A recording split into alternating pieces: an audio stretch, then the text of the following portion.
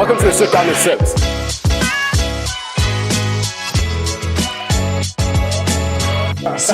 It made sense. Because there's a lot that happened inside that.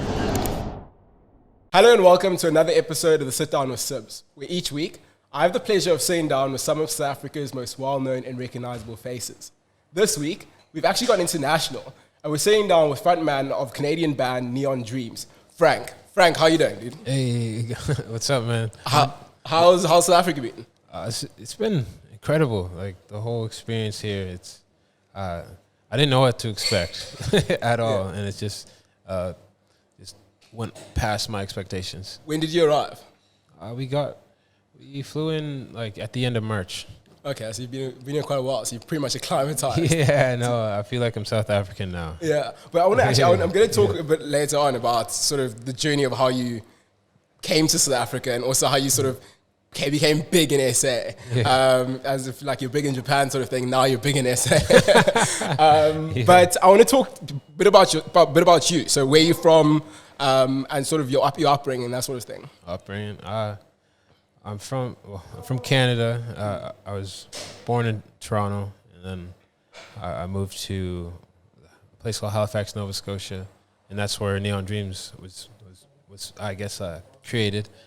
How I got into music, it's a strange story, but I'll start with when my mom had me. Like she had me when she was 17 years old, and she got kicked out of the house for it. So we were living like city to city, like sleep. I was sleeping in like her friends' like closets, or like sometimes on floors, and while she was just working hard to just help me and my little sister survive, and she ended up like becoming a nurse. She finished university, and then we moved to a place called Halifax, Nova Scotia, and that's when her boyfriend at the time showed me a few chords on guitar. And I thought it was like the coolest thing ever.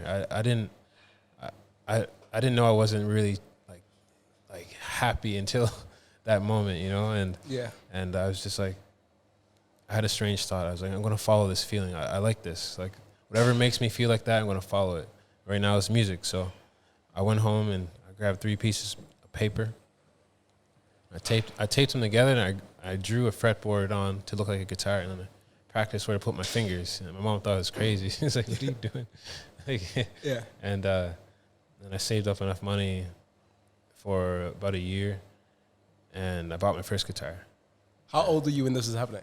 Probably so I moved there when I was 13, so it's between like 14 and 15 that this was happening. And then when I got the guitar, I was practicing, playing, trying to make songs, and I was like, "Mom, why do all my songs suck?" She's just like, you got no friends. You don't do anything, right? So she told me to just go make some friends, and like obviously good things and bad things are gonna happen. You can write about that, and that's the start of me starting a band, my first band ever, and meeting the first people that I ever played music with. What is the name of that band? Oh no! Oh my God, it's such a bad band name. It's like constantly misjudged. Okay, yeah. But band names are supposed to sort of always be sort of weird and out of the ordinary a little bit. You could probably find videos of us playing online. It was like a rock band, right? Oh, nice! Like probably punk rock, or yeah. Oh, nice. Yeah, and I only wanted to like play guitar and write songs, and in that first band, the drummer at the time, before Adrian, he was like, let's draw straws. First, the shortest straw has to be the singer. I was like, oh, I never win anything anyway. This is a good idea. Let's go. And then I ended up getting the shortest straw, and I had to become the singer. And I had no experience singing ever. And I want to be in a band so badly, I kept doing it. Yeah. So can I ask you something? So you come across as a very chill, but you're confident in your chillness. But when I've seen you on stage, it's sort of like you like this very electric buzz individual. Yeah. Is this sort of out of your personality, or is it very much in your personality? Have you always sort of known like this is this type of person that you are, the type of person you want to be in?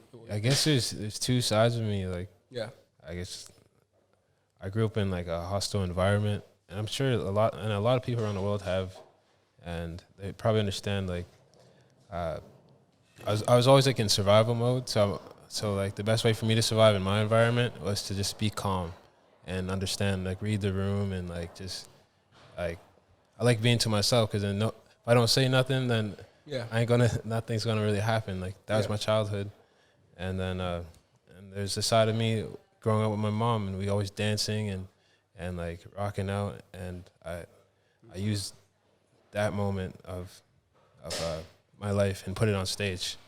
But then when I'm off stage, I just like to be chill. Yeah. Because being hyped 24/7 is tiring.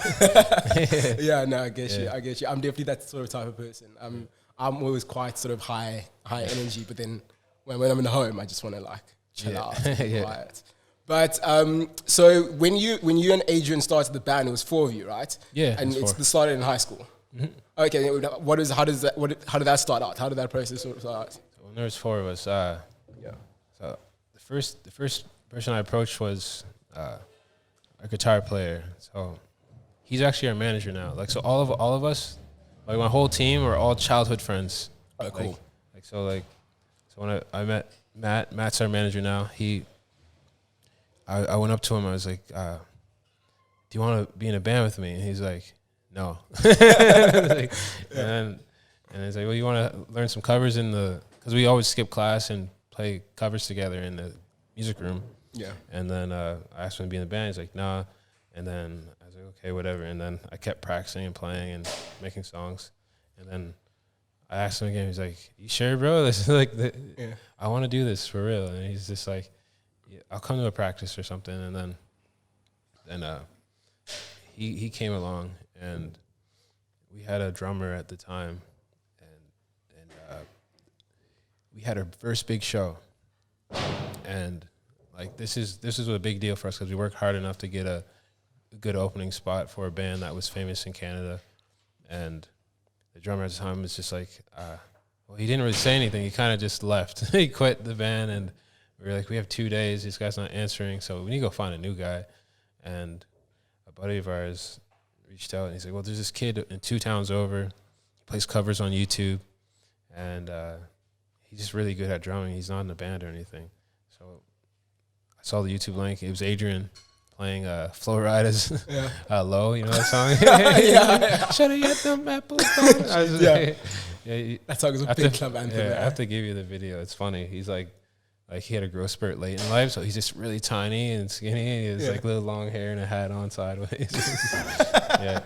And we reached out to him, and I was like, "Can you learn your songs in 2 days?" He learned them in 1 day, and then we played the show. We killed the show. It was great, and I've been friends with him ever since.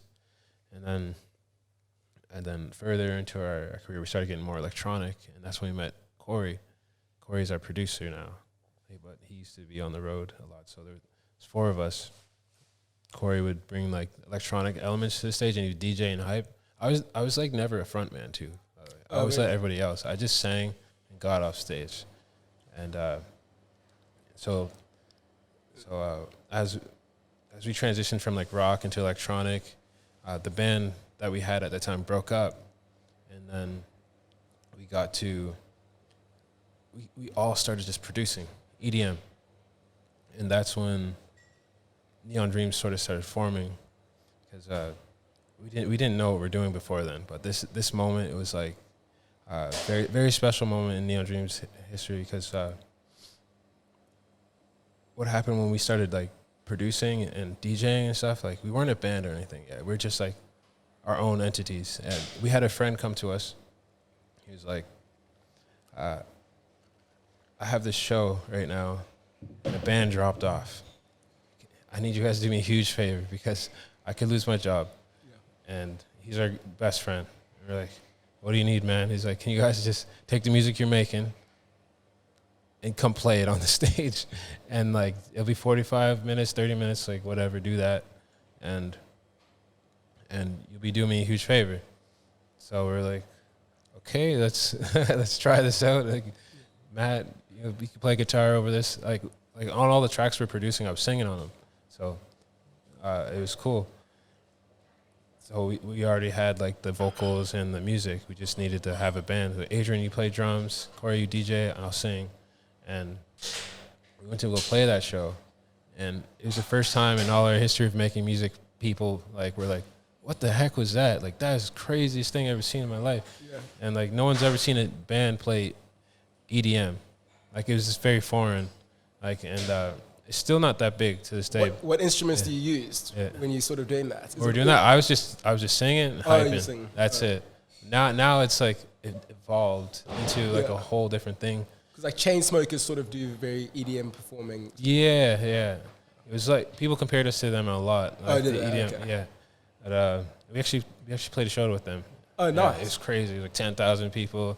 Whole place smelled like vomit. It was nuts. Yeah. It was nuts. I've missed that. Corona's ruined everything. Yeah. No. Where was I at? Yeah, we played that show, and then like that's how we got our name too. 'Cause, like it was just like we need a name. What's the name, guys? I was like, how about Neon Cities? Oh, City of Dreams. That was my name. Yeah. And I think Adrian's like Neon City, and then Matt was like, how about Neon Dreams? I'm like, I don't like that, man. That doesn't sound great. Yeah, that's a cool name. I like it. It's a rockstar name, man. I just wanted my name to work. And then it just kind of everyone's like, no, this is actually nice. Let's try it.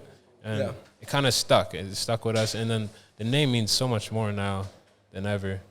Like the fans really like just took over what this is and told us what it is. And I love it, you know? Yeah. What is the moment you sort of realized you can make a career out of this? I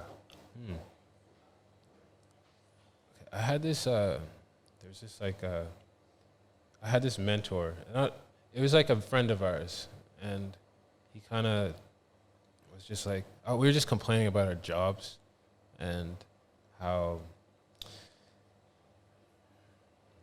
we just didn't like how we're treated at our jobs. Like we just feel like nothing. What jobs were you doing at the time? I was working at Walmart. Like so Walmart is like it's like a pick and pay or like so it's like a retail store. And Adrian was working at a grocery store. I guess he was cutting meat, and he's just like, and everyone else had their other jobs, and it's like it just didn't feel right. Matt was actually working at a bank. Oh, cool. He had the high paying job. Oh, nice. He still didn't like it, you know. Like it shows you like what happiness really is. Like it doesn't matter like where you are. If you're not happy, it doesn't really matter. You gotta find that happiness. But my friend said like you're naturally born to survive with what you have. So if you do quit your job and just focus on music, you will succeed.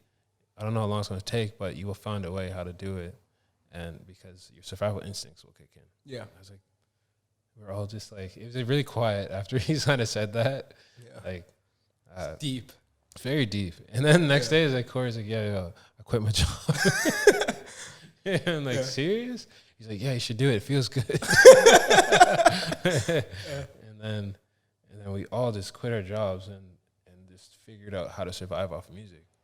And started DJing. Started producing for other people. I started writing songs for other people. And we got our production that we didn't use for Neon Dreams into TV shows. So like Keeping Up with Kardashians, Real World, like this MTV stuff. Like so we just started building this like whole crazy like vibe. We were playing backing bands for a few other bands too. Yeah. So like I played keyboard for another band. Adrian played drums for like 3 different bands, and we just keep doing this. And all at the same time, we were still in Neon Dreams, trying to make it work. Yeah, that was the core project. That was the core project. Everything else was just to get money and survive. Yeah. And we learned a lot from it. Were you guys all like living together at the time? Me and Corey were living together. Okay. Adrian was living downstairs from me. Okay. And Matt he's just always doing his thing. Yeah. And there's been a sort of like an ascension over the last couple of years. Specifically, you guys won the Juno Awards more recently. What's the sort of ascension like to sort of like, I would say get into like almost superstardom, at least in some level. You're at least, you're getting to that level. But there's an ascension, and you can definitely sort of see the other side a little bit now. What does that feel like, where you're at the moment, and sort of seeing how your trajectory's gone from back then? What's it feel like? I try to ask myself that every day. Just I think with artists like me, when things like this happen, like you keep thinking about like what's next, what are you doing next? Like I never wanted like be famous. I wanted to just get a certain type of music to a lot of people. So like I don't feel what I think everybody else would feel, if that makes sense. Yeah. Like our music is like healing kind of music, and I wanted to be there for people that don't have anybody to talk to. Like, Why is that so important to you? When I was a kid, there was being a new kid, and I was this tall. I looked just like this when I was 13. Okay, it's messed up. Like everyone's just like, why is a kid in my class? There's a song lyric of yours that just popped in my head. I think it's "We Were Kings." Yeah. When I was 13 and 6 feet tall. Yeah. So like, kids bully me, and then adults bully me because I look like an adult. So it was just a very strange. Like I was just like really secluded, and the only thing that helped me get through it all was music. But there's this moment when my uncle was just like trying to cheer me up because I was staying with him. My mom left me with him for about like a year because she had to go figure out some stuff. So I was with him, and I was having a bad day at school, and he's trying to cheer me up. He's just like, yo, you should come check out this band. It's cool. At this point, I didn't like music. I didn't even know. Yeah. I didn't know much about music. All I know is my family's Jamaican. They listen to music 24/7. And I was like, this is just part of life. Like, I don't even listen to the lyrics. It's just the drums, right? Yeah. And he's like, this band's like rock and a little bit of rap. It's cool. You should check it out. And the first time in my entire life, like something understood what I was going through. Like, when you're in school and you try to tell your parents about like what's going on, they don't get it. And it's like, and they give you advice. That it's like this is not working. Yeah. And like they don't get the pressures and stuff. What they probably have, but they probably forgot because they're like way older than you know. Like they're not going through that right now. But the song was Linkin Park's "In the End." You know, that's a good like, song. Yeah, no, it's just like. So from that moment, I just like went crazy. I started searching for all kinds of music that made me feel better, and like. I have like this like sense to know like, oh, this is a healing song. This is a healing song. This is gonna get me through this. If I feel like this, listen to that. Super weird. Yeah. Mine was Fall Out Boy. Fall Out Boy. Fall Out Boy. Say the. Oh, have you heard the Say Rock and Roll album? Yeah. That was my sort of like feel good. Yeah, that's awesome. That's a good album. But as I grew with music and stuff, and I got to a point where I didn't have a purpose yet. Music was getting better, and we made a really good song. And then we got popular in Canada, but we made another album. It didn't do well at all, and I was like, "What am I doing? Like, what is this?" And I was just going through like a rough patch, and I found my purpose in that rough patch, and it was a very strange time in my life. Trying to think how to say it. I don't want to say everything because it's super strange what happened to me. But like I was just like praying, like give me something because I don't know why I'm on this planet, and like I don't know what to live for anymore, and like I swear on my life, dude. Like I heard like there's a voice like spoke in my ear, and like it's like you're here to help people find their true selves, and I was like. I can deal with that. Like, I try to help people like just one-on-one, like friend to friend, like. And I found out quickly if like people don't want help, don't try to do that because like they're like, yo, I'm good. So I was like, I got a voice. I can put like all my messages, anything that I learned in life in music, and let's see what happens. Yeah. Like it's all, and I called my manager. I was like, I gotta delete all this album we put out. It's very negative. It's very like, I don't know why I wrote it. And he's like, if you do this, like a lot of people are gonna be mad. A lot of people. I'm like, I don't care. And we deleted it. And then that's when we made the Sweet Dreams album. And then everything just started changing. Everything I said that I wanted to do, it just started happening. Just because that one moment in my life. Just that little voice in my head. It could have just been my subconscious, just trying to help me out. But like whatever that was, like brought me to South Africa. Yeah. Oh, let's actually talk about that, because that's a crazy story in and of itself. So just for context for those who are listening, is from my understanding is that out of the blue, and I want to know about this day that you figured this out, but out of the blue you started charting in South Africa, and you noticed on Spotify or whatever you were looking at the analytics that you were spiking. So Life Without Fantasies was spiking heavily in South Africa. And then what happened was you released a ukulele version on your Instagram, just singing the chorus. Yeah. Right? And then there was a big reception to that, and then you released the acoustic version. And then that got really big. Yeah. What was that like? Because that's probably so surreal. Like, had you heard of South Africa at that stage? Before we got big? Yeah. I had a few South African friends, and I think I watched, I read a book. Is it called Power of One or something? I have no idea. Is that Power of One? Yeah, it's like the first book I ever read. Yeah, so I was like, but it's just like, I didn't have a full concept of what South Africa was, because I only had that and a friend from South Africa. Yeah. So it didn't stay in my mind. And I've never seen any pictures or anything. North America doesn't really tell you about the rest of the world. They make it seem like everybody's still back to 30 years behind. But never heard of South Africa. And when we noticed it spiking, it's just okay, cool. That's maybe somebody listened to it on YouTube, and a lot of people, it was a soccer video or something, because that happens a lot. Yeah. And then the streams go up for a day, and then a week later it's 5,000, it's 10,000, and it's what is going on? It's it's now number 2 on the viral charts in South Africa. What is going on here? Yeah. So I was man, we should say thank you real quick. I grabbed my ukulele, went outside, just across the street, and put on my jacket, and and I started saying thank you and sang the song with my ukulele. I didn't think anything of it, and then everyone's just bro, he's no offense, this ukulele version is better than the original. And I go and everyone's make this now. And it took me a second, but we did it. And I love that album, man. Yeah. So what is the process like getting here? How did that happen? Getting all the way from that point to sort of arriving in South Africa? Because also there's been a pandemic. Yeah. So you're the first band, international band that's been touring in South Africa. Oh, so. It's wild.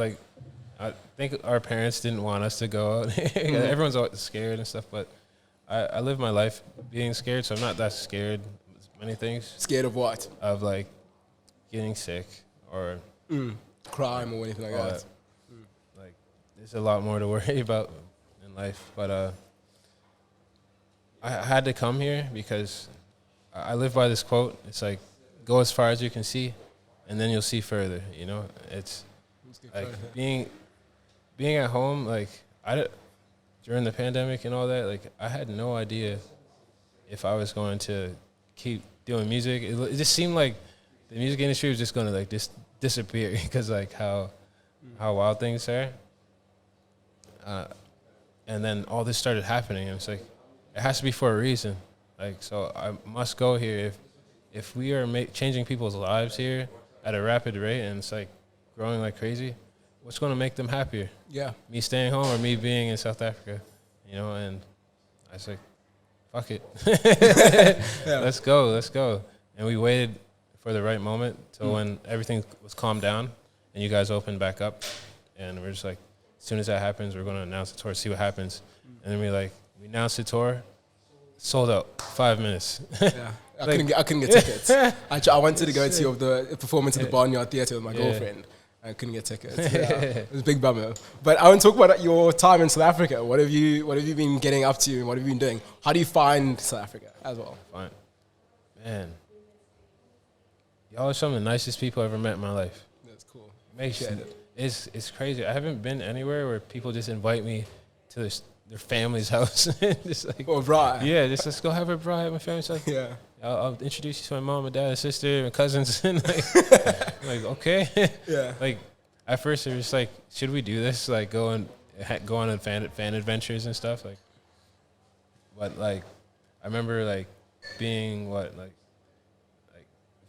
16 and like someone's like, yo, I have this party we're going to, and no idea who's at the party. But we're like, yeah, let's go. You know, they do that in Canada at least. And I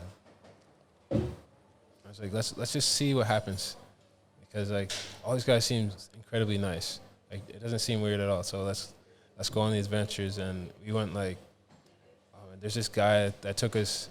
He drives like NASCAR stuff, you know. Like took us on a track. And that was in the Free State, eh? Yeah, in the Free State. Yeah. I was like, okay, that's crazy. Okay. Yeah. We went. And we asked our friends like, what else should we do too? So we went on our own adventures. Like we went off Signal Hill. What was that thing called? Paragliding. Yeah, that was cool. That was really cool. Yeah. And they saw you even doing bungee jumping off the Soweto towers. Oh my, that was so intense, man. Yeah. Have you ever did that? No.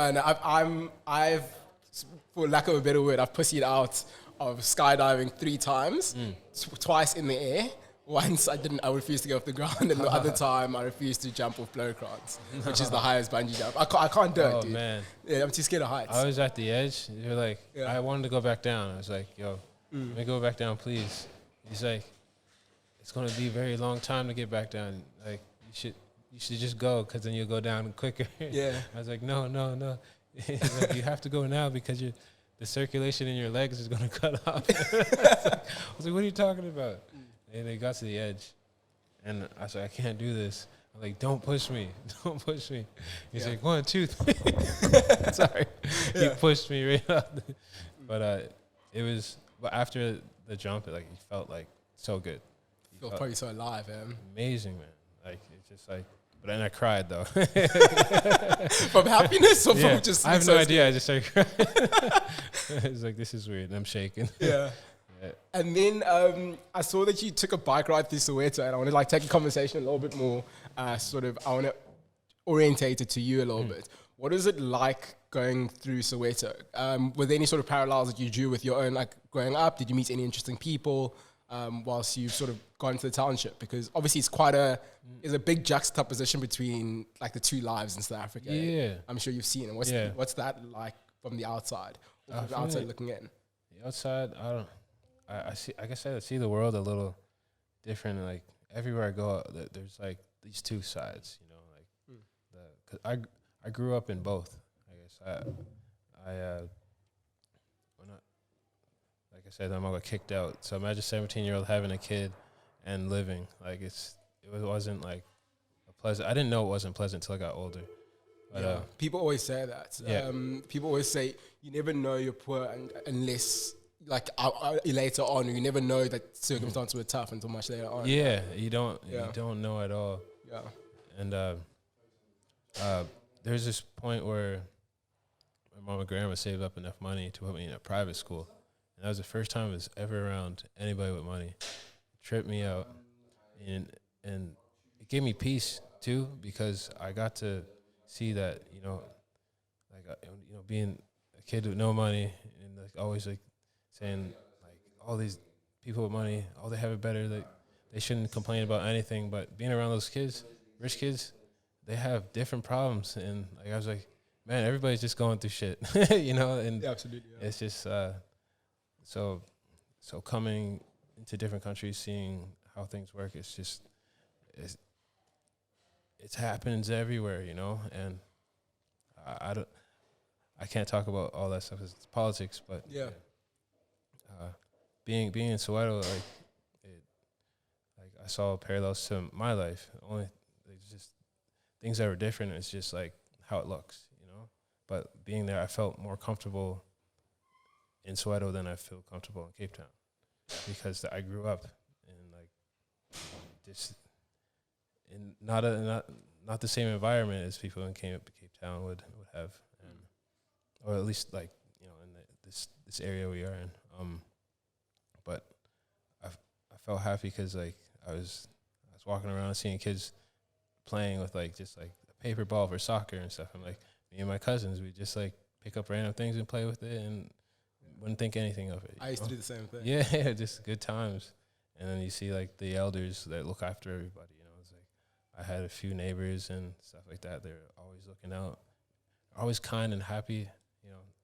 Making sure if I was down, they'd just try to say something nice and look after me and tell other people, watch out for that kid. He's a good kid, and I see that in the community, you know. So I don't know. I felt like peace when I was there. I felt normal. Yeah. Cool. Do you have any plans to sort of come back more often? Like I see you've extended your stay. Why did you extend your stay as well?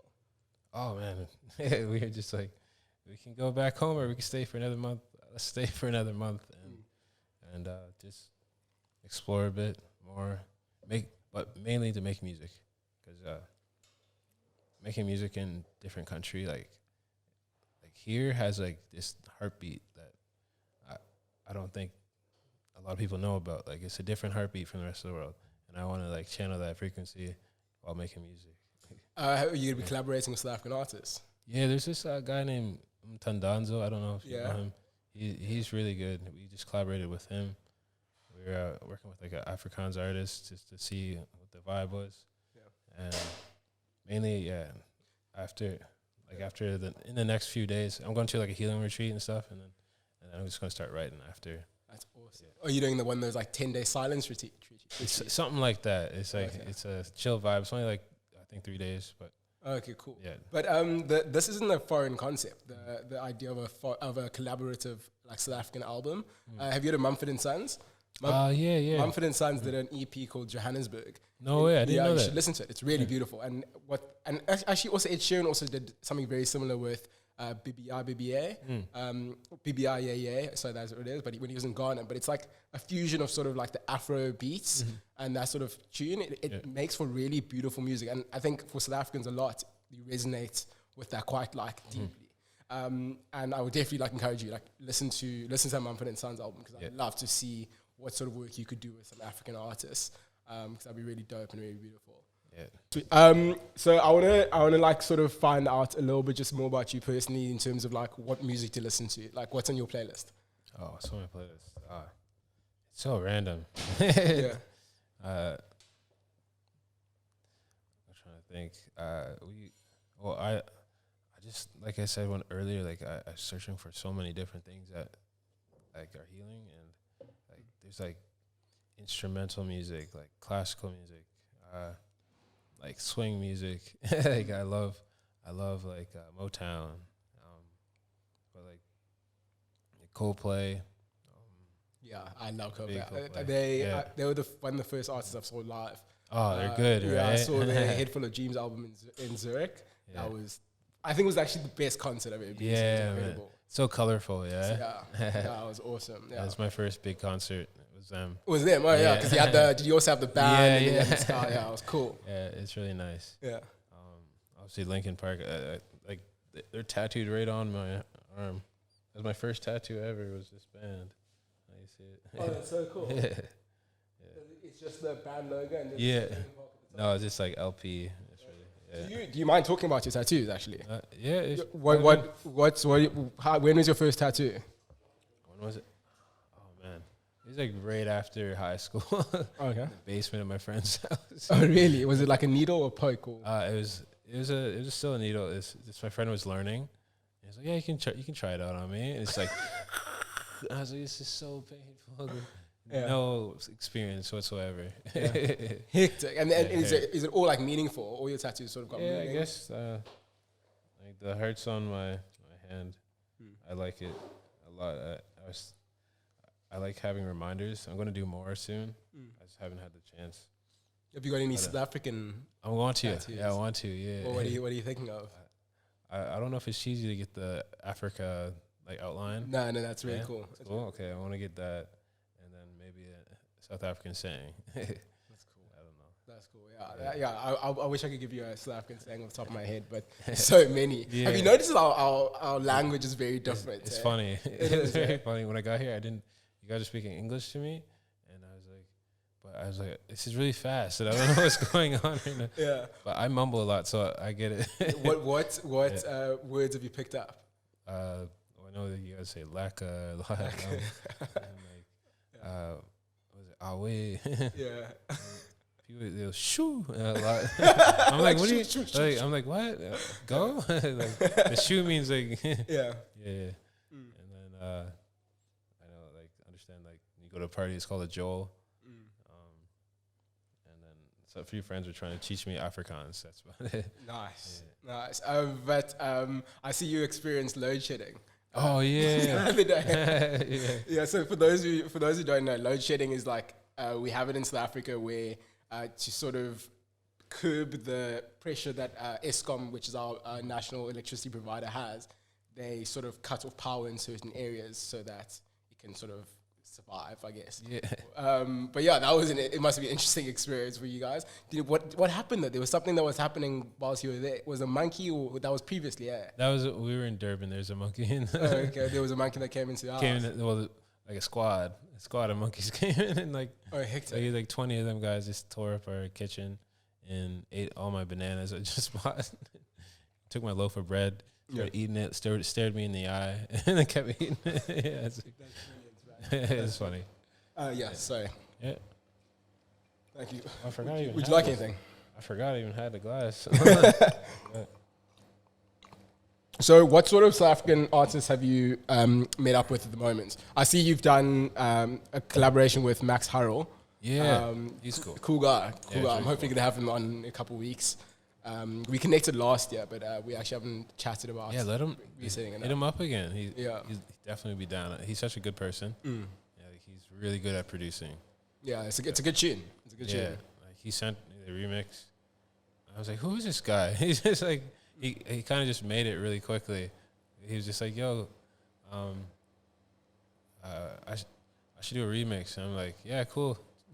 Try it out, you know? Yeah. And because like I'm not from here, so I don't know everybody, and anyone that wants to remix our music, I'm like, do it, because you never know what it's gonna sound like. And then I didn't know he was famous. Then he's just he has that song Zol. Yeah, that was a big tune. Yo, that's the funniest song ever. Like the taking the politician. Yeah. The saliva on the paper. It's like, yo, that's funny. Yeah. And but yeah, he sent it to me, and I was like, whoa, this is like done already. It's like I like it. Like usually like, because I'm a producer too, I'm so like picky. I'm like, maybe we should try this. But like as soon as he sent it, I was like, I don't even know what to say, man. This is just awesome. Let's just release it. Yeah. What are your favorite songs of your own? Oh, it's hard. It's like having kids and trying to pick a favorite. Yeah. But, favorite songs are the crowd's favorite songs, because it makes them feel the best. Like We Were Kings. That's my favorite song. Every time we play that, like it's like people are crying, people are holding each other, and it's because like it resonates. I'm crying. With you. Yeah, it resonates with you, because everyone's sort of always been in like a position where they feel a bit like hard done by, and there's always been someone there to sort of pick them up and like really sort of get them through that sort of shit. Like that's for me. I always think about my best mate when I listen to that song. Yeah. I'm like, dude, that's what you did for me when I was like at my lowest. 100%. So it's a cool. It's I really like cool that you said that. Yeah, it's like, cool that you make music like that, man. Oh, thank you, man. Like it's just all life lessons and thrown into a bottle. Yeah. Like I love that you said that, because when we made We Were Kings, I was like, I need to make a song for my friends, because I haven't seen them so long, and because we're starting to get more success, and it gets very lonely. Like you're not around anyone that you know anymore. Besides, like Adrian's my best friend. Yeah. Too. But when it gets to the point where everybody's always new, you start missing all your friends, and I just like I didn't want any of them to think I don't like them anymore. So I was like, let's make a song for them. And just so they know that I care. They have a song to listen to. Because it's not the same when the friends you've had when you were younger are like, there's like a different connection that you have in bond. Yeah, you can always talk about something, you know. Absolutely, yeah. So I've noticed that the older I've gotten is that like, although like I love my friends that I've sort of made in my adult years, it's just it does not compare to the friends I've had since when I was like 12 years old. Yeah. Years old, you know? But yeah, so I want to know what are some things that you've got coming up in the next year, just whilst we're wrapping up. Man. Well, I know that we want to make an album here. That's all I know so far. We're definitely coming back to South Africa. Like that's the biggest. You should play Rockin' the Daisies. Yo, they want us to play. Oh yeah, that'll be awesome. Yeah, that'll be nice. That's like the first thing everybody was saying. They're like, play Rockin' Daisies. I'm like, what is this? I always thought you guys would have been a good headline act for rocking We'd it. rock the hell out of that place. Yeah, it's a big party. Yeah. I love it. How long does an album typically take to make? I guess it depends on like the deadlines, really, because like I can work on it forever, but like if there's a deadline, you gotta reach it. And we haven't had a deadline yet, so we're just gonna make music. I want to make as much music possible here in South Africa, even get some session musicians and just old style singers. Just have you heard of like Graceland? Like Graceland. Paul Simon. No, no. You can I think Paul Simon is before my time. Well, he had that one song. You can call me Al. It's like you can call me Al. I don't know if you. No. Oh man, it's sick. Yeah, but he made his whole album here in South Africa, and it's just like, oh, cool. when listening to it, I'm like, oh man, we could try something like this. Yeah. Like, it's just like beautiful background, like South African singers, like just. I have so many ideas just flying through my brain all the time. Something just clicked in my head. There's parallels between your story and Rodriguez. Have you heard of Rodriguez? Yeah. Yeah, so except I think the only difference between your story and Rodriguez is the time.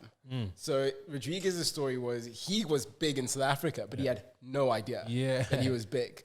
Because when was this? The 80s, I think, Fallon? It was the 80s. Yeah. And so I think everyone, and especially because the apartheid government didn't allow sort of music to leave the country or whatnot. So whatever people had here, that's all they had. And he was huge. And then there was a documentary called Finding Sugar Man. Yeah. After he's one of your songs. And literally arrived there and he literally sold out different concerts. But it's actually really interesting that technology is probably the only reason, and the fact that we're so globalized, why you picked it up. That I would never, if we didn't have technology, I would never even know. Yeah. You guys knew us. Yeah. I watched the documentary and I was like, this is wild. Like, this is so cool to see something like that happen for him, because I know so many musicians that kind of just like that. I love their music and then they stop, because like they didn't find the place where they belonged. And I'm happy South Africa like made us a part of their family, because like it's hard making music sometimes, but to see like the amount of love come out of here, like I want to make albums on albums and just like, here you guys go. Yeah, but what's something I wanted to ask you was you spoke about the deadlines of like making an album. What are those processes? Like, how much autonomy do you have over your own music and your creative process? Oh, I have like full control over it. We're independent. Like, we're not signed to anybody, so we kind of make our own rules, but we try to stick to a certain schedule. Okay. Or it'll just get messy and things won't get done. It'll take forever. Yeah. I'll be writing an album for 3 years. Yeah. But that's cool, man. Frank, I want to say thank you so much for making time to come out. And yeah, I'm so glad that you've been enjoying your time in South Africa, dude. Oh, man, thank you. Long may it continue, and definitely, hopefully, the next concert you have, and hopefully it's Daisies. I'll be front and center. That'll be fun, man. It'll be good time. But all the best, dude, and enjoy the rest of your time here, man. All right, bless up. Thank you, man. Thanks, bro. Thanks.